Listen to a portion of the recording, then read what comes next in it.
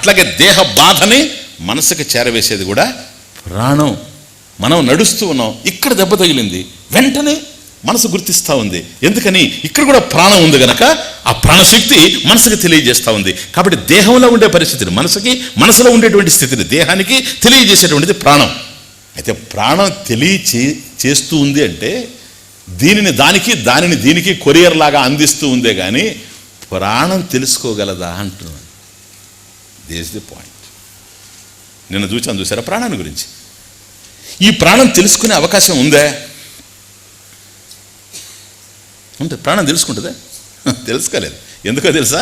ప్రాణం కనుక తెలుసుకునేటట్లయితే ఆపరేషన్లు లేవు ఇంక ప్రపంచంలో. ఎందుకని? గాలి పీల్చుకుంటున్నాడా లేదా మనిషి? శ్వాస పీల్చుకుంటున్నాడా లేదా? కాబట్టి అనెస్థీషియా ఇచ్చి ఆపరేషన్ చేసేటప్పుడు కూడాను, శస్త్రచికిత్స చేసేటప్పుడు కూడా గాలి పీల్చుకుంటూ వదులుతూనే ఉన్నాడు. పూరక రేచకాలు జరుగుతూనే ఉన్నాయి, శ్వాసలు జరుగుతూనే ఉన్నాయి, ప్రాణం ఉంది. కానీ అనెస్థీషియా ఇచ్చిన తర్వాత మనసు స్తబ్దతగా అయిపోయింది కనుక ప్రాణం నడుస్తూ ఉన్నా కూడాను, మనం కోస్తూ ఉన్నా కూడా తెలియడం లేదు ప్రాణానికి. కాబట్టి ప్రాణం అనేటువంటిది జడం. కాబట్టి ఒక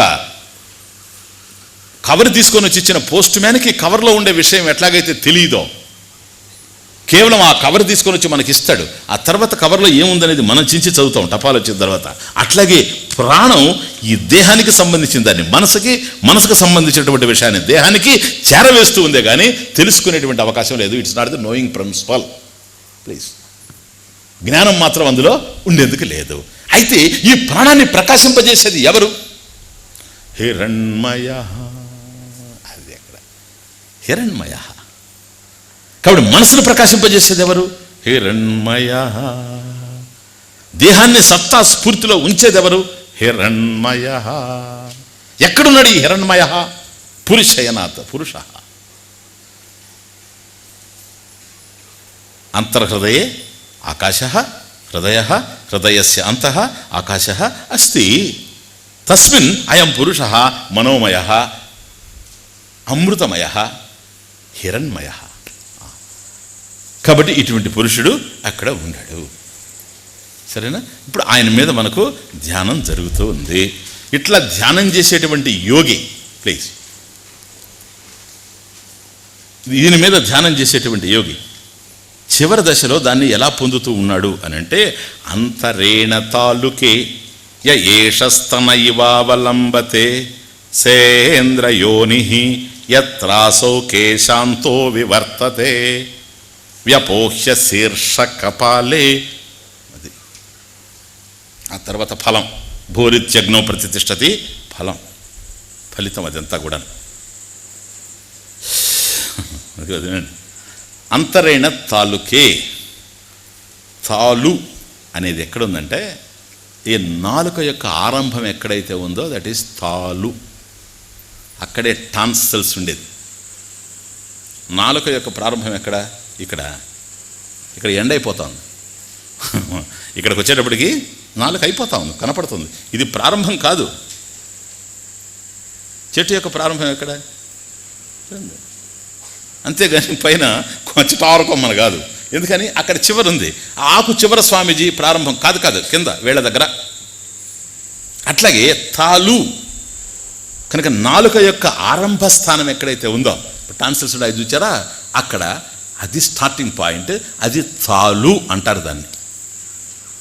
అంతరేణ లోపల, అంతరేణ తాలుకే య ఏష స్థన ఇవ వలంబతే.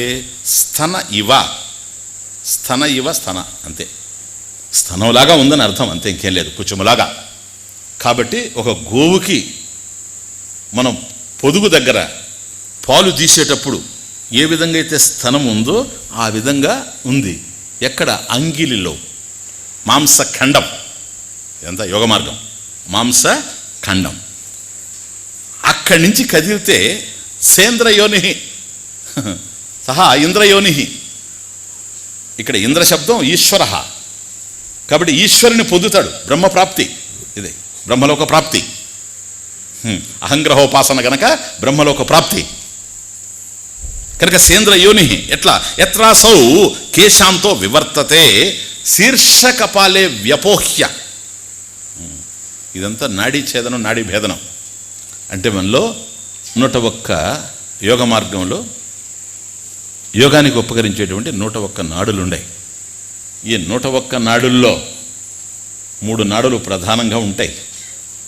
ఒకటి ఇడ, రెండవది పింగళ. ఎడమ వైపు ఉండేటువంటిది ఇడ, కుడివైపు ఉండేది పింగళ. ఎక్కడ? తాలు దగ్గర. అట్లాగే స్వరంలో కూడా ఉంటాయి అవి. ఇప్పుడు పూరక రేచకాల్లో ఎడమ వైపు ఉండేది ఎడ, కుడివైపు ఉండేది పింగళ. తయోర్ మధ్య సుషుమ్న, అది ఆ రెండిటి మధ్యలో ఉండేటువంటిది సుషుమ్న నడి.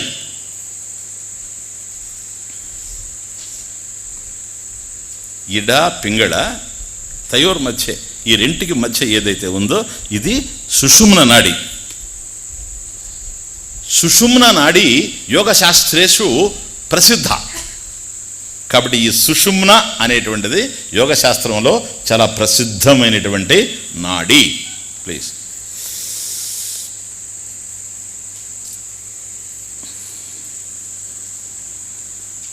కాబట్టి ఎక్కడైతే ఈ తాలు ఉందో అక్కడ ఉండేటువంటి ఆ మాంసపిండం యొక్క మధ్య నుండి, ప్లీజ్ కేశాంతం అది, అక్కడి నుంచి ఈ సుషుమ్న నాడిని తీసుకెళ్ళి బ్రహ్మ కపాలం శీర్ష కపాలే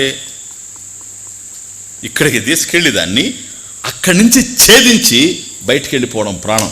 ఎందుకంటే ప్రాణం పూరక రేచకాలు జరుగుతూ ఉన్నాయి, మనం గాలి పీల్చుకుంటూ ఉన్నాం, గాలి వదులుతూ ఉన్నాం. కానీ ప్రాణం పోయేది రేచకంలో, పూరకంలో కాదు.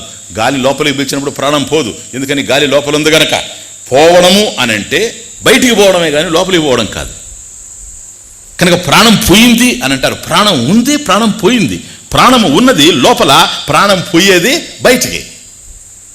కాబట్టి రేచకంలోనే జరుగుతూ ఉంది. కాబట్టి రేచకంలో ప్రాణం పోవడం ఎప్పుడైతే జరుగుతూ ఉందో ఏదో ఒక రంధ్రం ద్వారా ప్రాణం పోవాలి. అందరికీ అట్లాగే పోతుంది. నవరంధ్రాల్లో ఏదో ఒక రంధ్రం ద్వారా పోతుంది. కానీ యోగి ఎవడైతే ఈ అహంగ్రహోపాసన చేస్తూ ఉన్నాడో అటువంటి యోగి యోగ మార్గంలో చరిస్తూ బ్రహ్మ కపాలంలో నుంచి, అంటే ఆ సుషుమ్న నాడి గుండా హృదయస్థానం నుండి బయలుదేరి తాలు ఆ ప్రాంతం నుండి సుషుమ్న నాడిని తీసుకెళ్ళి ఈ బ్రహ్మరంధ్రం ఏదైతే ఉందో దాన్ని ఛేదించి వ్యపోహ్య, దాన్ని ఓపెన్ చేసి వ్యపోహ్య బ్రహ్మరంధ్రాన్ని ఛేదించి అట్లా పోతారు. ఇటువంటి వాళ్ళకి బ్రహ్మలోక ప్రాప్తి. ఇది క్రమముక్తి, జీవన్ముక్తి కాదు, ఇది క్రమముక్తి. ఎందుకని? జీవించి ఉండగానే ముక్తి కనుక లభ్యమైతే జీవన్ముక్తి. మరణానంతరం వచ్చేటువంటి దాన్ని ఏం చెప్పాము? క్రమముక్తి. మీకు ముండకోపనిషత్తులో కూడా రాజు, కఠోపనిషత్తు నుంచి పొడుగు చెప్పాను మీకు. క్రమముక్తి. ఆ విధంగా క్రమముక్తిలోకి ఇది పోతుంది.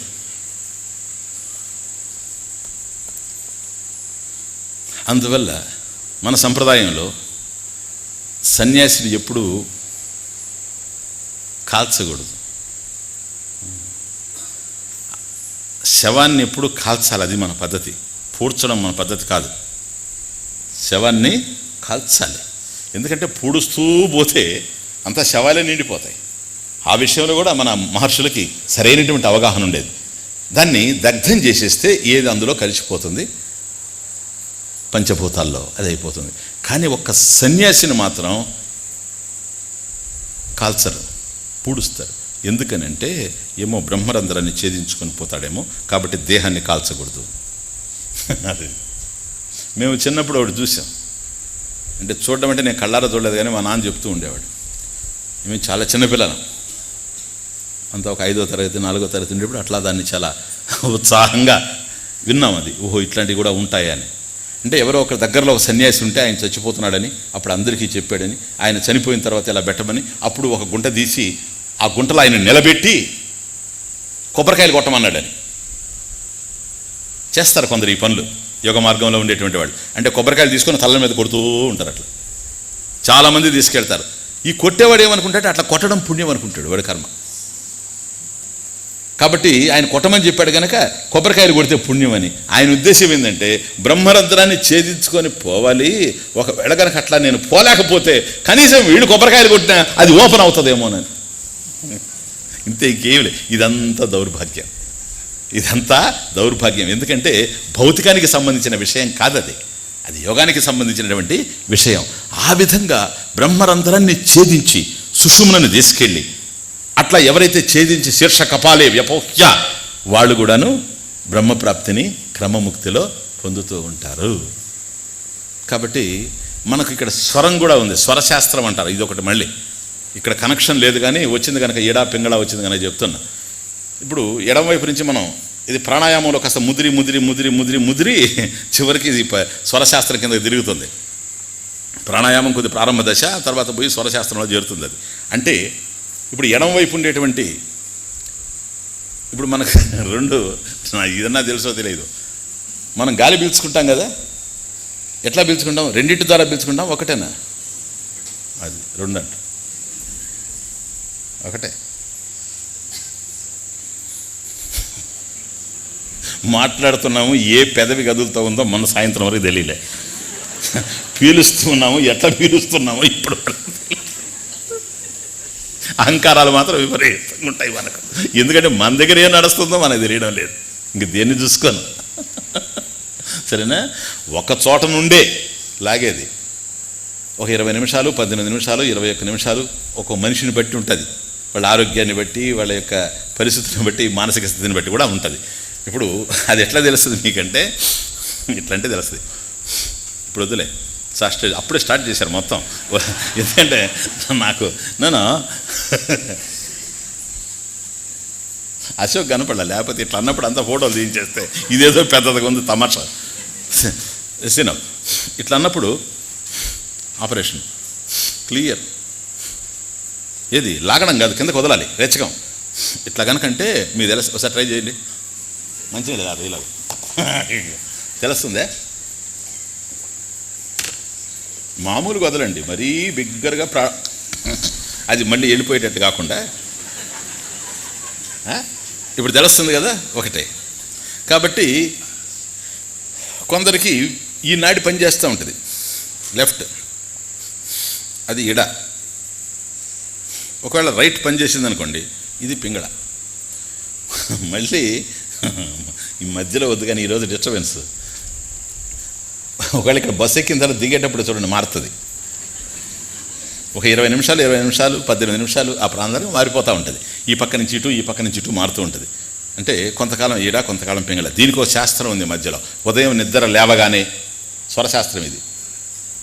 వీళ్ళు ఇది చాలా పెద్ద బాధ. ఇది ఎందుకు చెప్తున్నానంటే, దీని గురించి పెద్దగా నాకు ప్రావీణ్యత లేదు కానీ దీని గురించి కొంత చదివి చిన్నప్పుడు చాలా యాతన పడి దీన్ని పోగొట్టుకోవడం చాలా కష్టమైంది. పెద్ద ప్రావీణ్యత లేదు కానీ ఉదయాన్నే లేవగానే మా అమ్మనిది ఏంటయ్య అదంతా అని.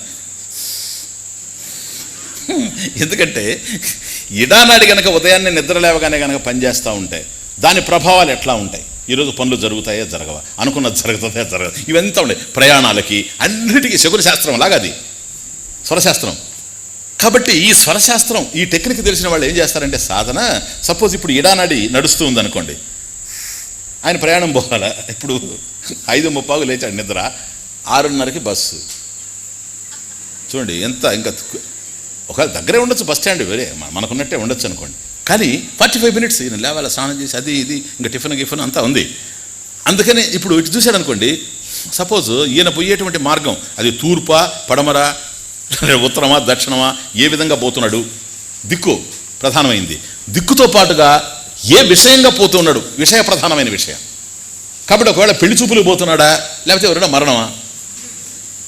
మరణమైతే ఏనాడు పనిచేస్తూ ఉండాలి నిద్ర లేచినప్పుడు ప్రయాణానికి, లేదు పెళ్ళి అయితే ఏనాడు సపోజ్ ఇట్లా అన్నాడు అనుకోండి, ఈయన పోవాల్సిన పనికి పింగళ నాడి పనిచేయాలనుకోండి, ఈడ ఆడుతుంది అనుకోండి. బస్సు 6:30కి, ఇప్పుడు 5:30. ఏం చేయాలి? కానీ స్వర టెక్నిక్ తెలిసిన వాళ్ళు ఏం చేస్తారంటే, ఈ స్వరశాస్త్రం తెలిసిన వాళ్ళు ఇమ్మీడియట్గా దీని నుంచి దానికి, దాని నుంచి దీనికి మారుస్తారు. ఇదొక శాస్త్రం, సరేనా? ఇదొక పద్ధతి, ఇదొక ప్రక్రియ. ఎస్, చేస్తారు అది, సరేనా? అలా చేసుకొని దాన్ని మార్చుకొని పోతూ ఉంటారు. ఇది దీనిని బట్టి ఒక్కొక్క దశలో ఆయుష్ని కూడా చెప్తారు వాళ్ళు. అది ఎలా చెప్తారో నాకు తెలియదు కానీ ఆయుష్ని కూడా చెప్తారు. అందువల్ల ఈ స్వరశాస్త్రంలో యోగ మార్గంలో ఉండేవాళ్ళు మీరు వినే ఉంటారు, కొందరు చెప్తారు, నాయన అక్కని రమ్మనరా, నాన్నని రమ్మను, వాళ్ళని రమ్మను, వీళ్ళని రమ్మను, స్వామీజీని కూడా రమ్మను. దేనికని నాయన ఎట్లయినా వాళ్ళు శనివారం ఉండేటట్టుగా చూడు ఇక్కడ. ఎందుకని? ఆదివారం ఏకాదశి ఏమైంది, ఉదయం 6 నేను పోతాను, 6:10 పోతాను. ఇట్లా చెప్పిపోయిన వాళ్ళు చాలామంది ఉండాలి. ఎందుకంటే ఈ శ్వాసలను బట్టి చెప్పేస్తారు వాళ్ళు. అది ఎంత సూక్ష్మమవుతుండ స్వర టెక్నిక్ అంటే, ఒక మనిషి రోజుకి 21,600 సార్లు శ్వాసలు పీలుస్తారు. ఇది రాసుకుంటున్నారు ఎందుకు?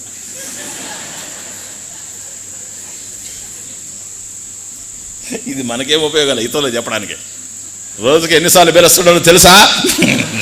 వాళ్ళ పోయేమో ఈయన సుందర చేత నాశనమని పోతాడు ఆయన, ఈయన దగ్గర చాలా ఉంటుంది. తెలియదు సార్, 21,600. అప్పుడు వాళ్ళు రాస్తారు. సరేనా? 21,600. కానీ తమాషా ఏంటంటే, కొందరు 25,000 కూడా ఉంటాయి. కొంత కోపిస్తులు ఉంటారు, ఉదయం సాయంత్రం వరకు కోపమే, వాళ్ళకి విపరీతంగా నడుస్తాయి. అర్థమవుతుంది? ఇప్పుడు మామూలుగా ఉంటే శ్వాసలు ఎట్లా ఉంటాయి, పరిగెత్తితే శ్వాస ఎట్లా ఉంటుంది, కోపం వచ్చినప్పుడు శ్వాస ఎట్లా ఉంటుంది. లైంగిక ప్రధానమైన విషయాల్లో 92, 96 వరకు కొట్టుకుంటుంది యోగశాస్త్రంలో.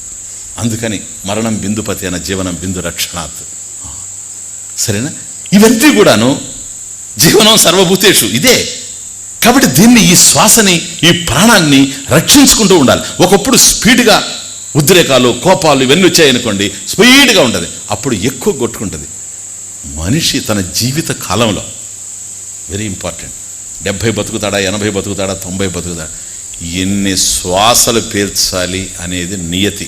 నీకు నాకు అర్థం కాదు. ఎన్ని బస్తాలు తినాలి అనేది నియతి. అర్థమవుతుంది? ఇన్ని పీపాలు నీళ్లు తాగాలి అనేది నియతి. ఇదంతా ఫిక్స్డ్ అంతే. తొందరగా తినేసామనుకో,